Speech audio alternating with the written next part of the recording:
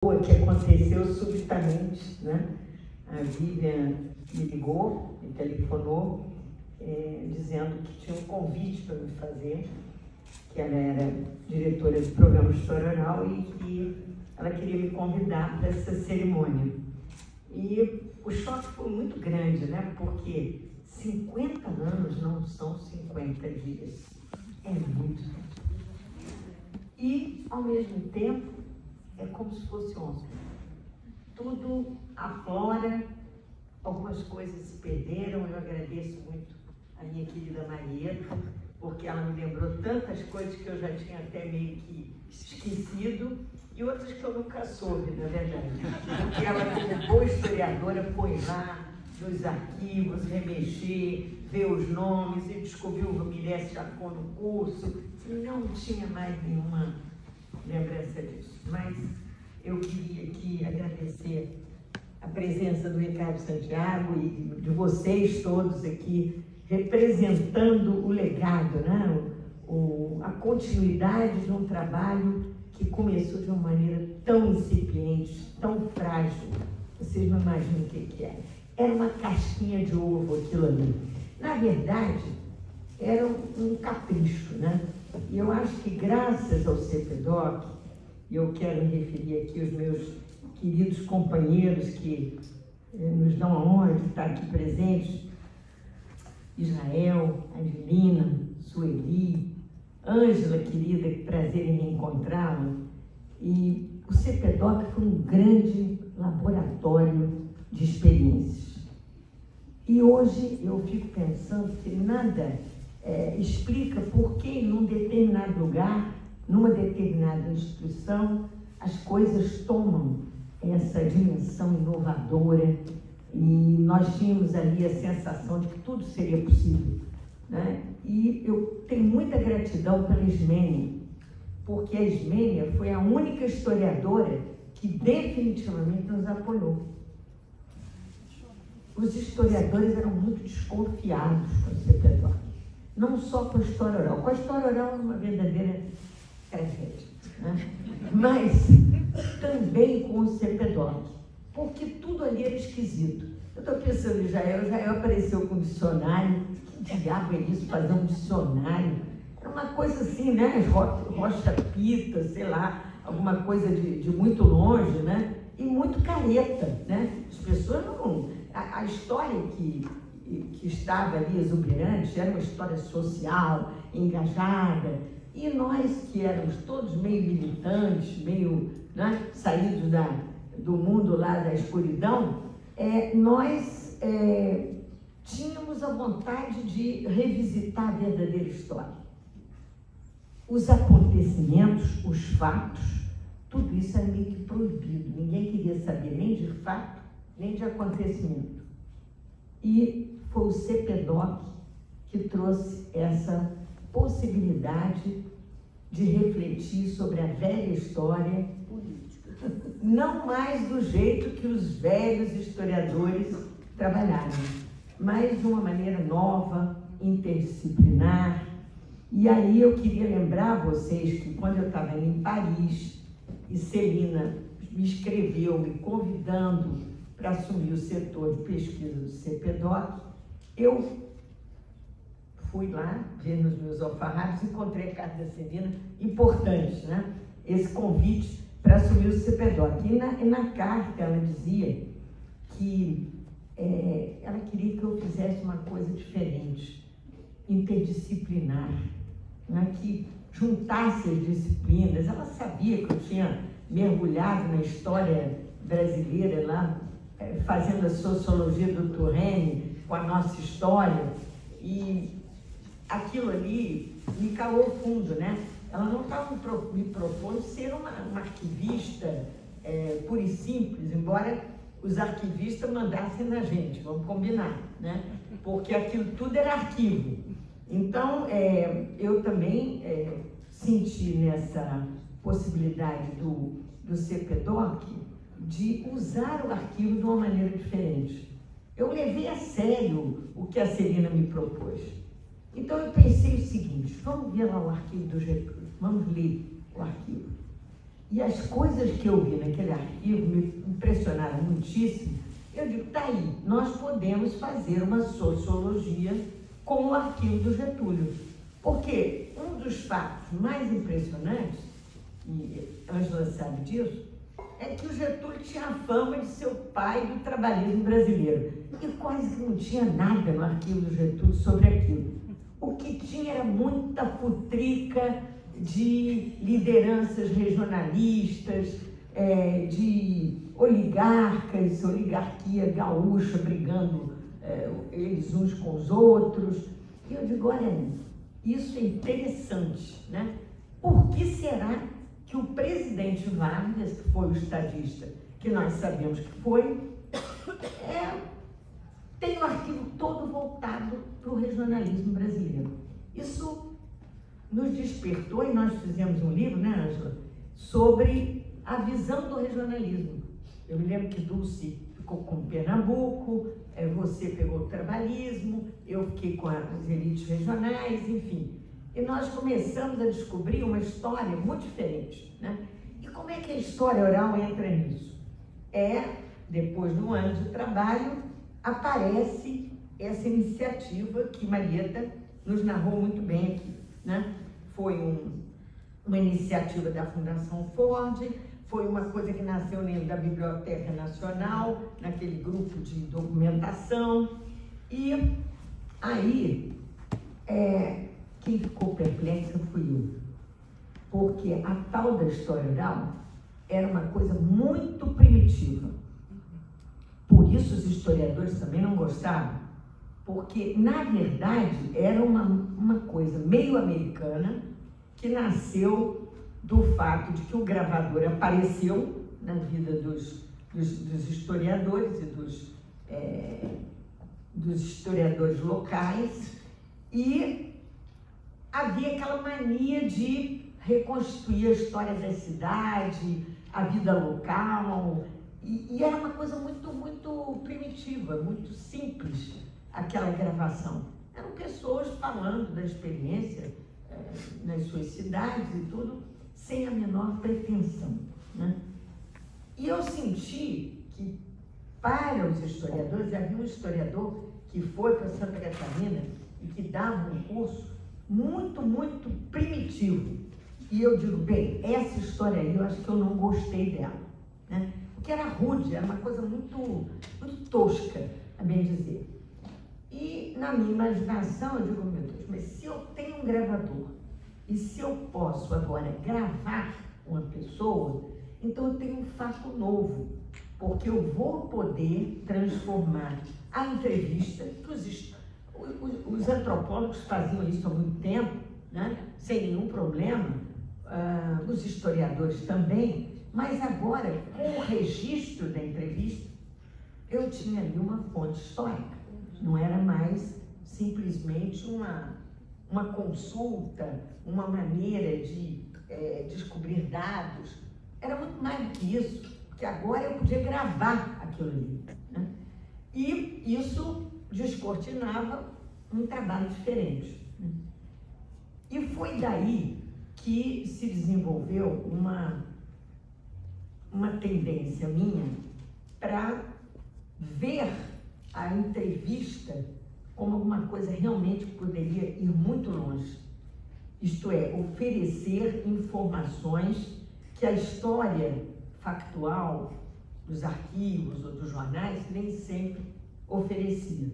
Porque eu tenho que me contentar com o que o jornal me oferece ou com o que os arquivos me oferecem. Mas se eu tenho o privilégio de consultar um grande político ou uma liderança popular, ou quem seja, e perguntar a ela tudo o que eu quiser e que eu achar importante, eu tenho aí uma fonte viva, imóvel e dinâmica que ultrapassem muito a fonte histórica. Porque aí não é a pessoa não é apenas a fonte histórica. O entrevistador passa a ser a fonte histórica também, né? E isso, eu acho que deu um resultado espetacular. Eu diria a vocês, para encurtar um pouco essa longa história, que, na verdade, o que a gente fez no CPDOC, e aí todo mundo fez um pouco, Alzira entrevistou, outras pessoas, todo mundo entrevistou, é uma espécie, realmente um capítulo muito importante de fenomenologia política, porque é a expressão da política através da ação e da percepção dos atores, exatamente como diz a fenomenologia, né? Quer dizer, eu não vou estudar coisa no abstrato, não era o cientista político fazendo teorias ou tecendo considerações e hipóteses, não. Era a fonte viva, pulsando, relembrando e trazendo fatos e conexões entre fatos que nós não temos em nenhum outro lugar. E isso eu posso dizer a vocês que o aprendizado do CPDOC foi isso. Eu contei no final que eu acho que fiz mais ou menos umas 700 horas de entrevista. Aquilo era verdadeiramente obsessivo, viu? Celso, era assim. Ninguém podia passar por perto que a gente entrevistava, né? Era uma coisa, virou mania, né? Virou mania. Então, nós começamos com os tenentes, com as lideranças tenentistas. Augusto Amaral Peixoto, um outro senhor velhinho também, extremamente enfesado, que criou um caso danado lá para a República Velha, da Jaqueline, não é isso que a Jaqueline está estudando? A República Velha. Então, e aí é uma coisa interessante, nós estamos estudando a era Vargas, mas quando você pegava o bolo das entrevistas, boa parte dessas entrevistas eram sobre a República Velha, porque essas pessoas que começaram a fazer política em 30, ou na Revolução de 30, elas começaram, na verdade, muito antes. Então, existe uma memória da República Velha que o dicionário, inclusive, aproveitou, acabou tendo que fazer um número só para a República Velha, porque era tanto material e era de tão boa qualidade que valia a pena fazer esse levantamento e esse esforço. O outro problema é que, definitivamente, ninguém gostava de político naquela época, né? 74, o início da abertura, uma abertura que levou tanto tempo que a gente achou que não ia abrir nunca, né? Porque a abertura durou mais tempo do que o pré-abertura, né? Nós tivemos 64 a 74, um fechamento. E depois de 74 até 85, quer dizer, abertura meio diferente, né? Meio esquisita. Mas era isso que a gente tinha ali. E, no entanto, as pessoas, quer dizer, aí havia duas posições, né? As pessoas que estavam com preconceito contra a política, Deus me livre falar de política, os políticos estão contaminados, né? E as pessoas que tinham enorme curiosidade de saber o que se passava na cabeça desses políticos. E nós, eu, Celina, não sei se Israel pensava numa coisa, mas eu acho que sim, nós todos achávamos que era uma oportunidade extraordinária de ter uma visão por dentro do regime militar, que ninguém conhecia muito bem, e comparar o regime militar com a década de 30, que ninguém conhecia absolutamente nada. Então, era muito bom, porque nós íamos comparar dois modelos absolutamente diferentes. Acho que foi o Tancredo que disse que o regime militar foi o Estado Novo da UDN, né? Então, aquela comparação era muito poderosa e muito importante para nós, porque nós estávamos querendo redescobrir o fio condutor da política. Como é que isso tudo começou? Começou em 64? Não, começou lá atrás, né? E esse lá atrás rendeu muito e foi muito poderoso, mas as pessoas tinham preconceito contra a política. E aí, eu não vou contar todos os detalhes para vocês, eu acabei de fazer um texto sobre isso, que é uma coincidência muito feliz e que eu vou oferecer para vocês, mas o que nós vimos ali, bom, foi uma luta muito grande contra o preconceito da política, não é nem dos políticos, é da política, né? Porque a história oral estava identificada com os vencidos, era a história dos vencidos, e não dos vencedores, se bem que você tem políticos também, nós entrevistamos muito vencidos também, né? Mas, ou era a história popular, Eugênia Meyer fez a história da Revolução Mexicana, uma coisa belíssima, os zapatistas, os vilistas, uma coisa empolgante, era uma historiadora clássica também, né? Mas eu estava também seduzida pelo lado antropológico da entrevista. E aí quem veio meu socorro foi Sidney Mintz. Sidney Mintz esteve no Brasil naquela época e ele tinha uma história belíssima, não só pelo trabalho extraordinário que ele fez sobre açúcar, mas a entrevista que ele fez com o Tasso, que foi o informante dele nesse processo. E eu conversei muito com Sidney, e como eu sempre gostei muito de antropologia, eu introduzi a antropologia no meu questionário. E pensei o seguinte, olha, eu tenho a possibilidade de fazer uma combinação explosiva de gravação de entrevistas, de uma gravação com um método de história de vida. E é esse método de história de vida que vai me dar confiança de que eu posso chegar o mais perto possível da verdade. Por quê? Primeiro, porque eu posso perguntar o que eu quiser.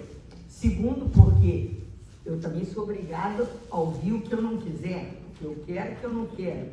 Mas, em ouvindo, se eu desconfiar que o que eu estou ouvindo é falso, eu tenho meios de cercar o meu entrevistado e de procurar vários caminhos para contornar o problema que está mal resolvido. E eu acho que isso foi talvez das coisas mais preciosas que a história oral me ensinou, né? É como um psicanalista. O psicanalista pode tudo, né? Ele tem o seu paciente nas mãos. Ele vai escolher, né? Se ele vai dizer a verdade ou se aproximar da verdade, em que momento. Porque ele não pode matar o cliente. Eu não posso matar o meu entrevistado, mas eu posso cercar o meu objeto de estudo e eu posso perseguir ao longo da entrevista a verdade possível, né? E aí eu escrevi várias coisas sobre isso. Isso rendeu muitos congressos internacionais de sociologia, os primeiros congressos de história oral, mas eu sempre tinha aquele problema, eu tinha que me justificar e eu tinha que me explicar por que você está estudando os políticos. E, graças a Deus, eu estudei os políticos, porque realmente a visão que a gente tem hoje da Revolução de 30, e o material foi muito bem utilizado pelas nossas pesquisadores, muitos eram estagiários, viraram gente grande conosco, né? Maria Celina, Dulce, Mário Grispa, que não está aqui, nosso querido amigo, são pessoas brilhantes, maravilhosas, que foram formadas nessa escola e, ao mesmo tempo, eu e todos nós estávamos fazendo pesquisa. Então, foi uma interação poderosa que rendeu o que rendeu, né? E nessa brincadeira toda eu joguei um bocado com a ciência política, Mosca e Pareto, a teoria das elites, os sistemas de reprodução política, né, os processos de socialização, mas sobretudo a surpresa de ver coisas extraordinárias que eu vou resumir para vocês. Depois de muita entrevista, né, eu parei para pensar, olhei para aquele material todo e disse para mim mesmo, mas que coisa curiosa, olhem vocês, isso hoje está no ar já, tem gente falando isso, mas nós escrevemos isso em 1980, 86. Na verdade, os que fizeram a Revolução de 30 como tenentes foram os que fizeram a Revolução de 64 como os generais. E a diferença mora aí, né? A visão do tenente era radical, revolucionária, a visão dos generais era conservadora e acomodada, né? Querendo puxar o processo histórico para trás. Mas as percepções que resultaram dessas entrevistas foram muito grandes. Eu fico aqui com uma percepção muito simples, que o primeiro livro que a gente publicou, que foi do Oswaldo Cordeiro de Farias, nós chamamos Meio Século de Combate. Eu estou aqui dizendo a vocês que também eu vivi esse meio século de combate do lado de cá, né? O combate das ideias, o combate da busca de uma metodologia, a busca da verdade. E aí a história soberana teve muita importância, né? Marieta, Ângela, que vinha da história, Marieta, que veio da história, e foi muito bom também para o CPDOC recolher esses maravilhosos historiadores que deram também a dimensão do leito natural da história oral, que é a história, né? Então, como eu sou apaixonada por história, eu homenageio aqui os historiadores, eu homenageio aqui o meu querido, amado CPDOC, uma coisa que mora na minha vida, no meu sangue, na minha memória, na minha existência. E este momento, eu quero dizer a vocês, é um momento, é muito difícil dizer a vocês o que eu estou sentindo. É profundo, é extremamente gratificante e, de certa maneira, eu acho que isso que está acontecendo aqui justifica uma vida. Muito obrigada pela homenagem e a vocês todos. Vamos adiante. Outra história.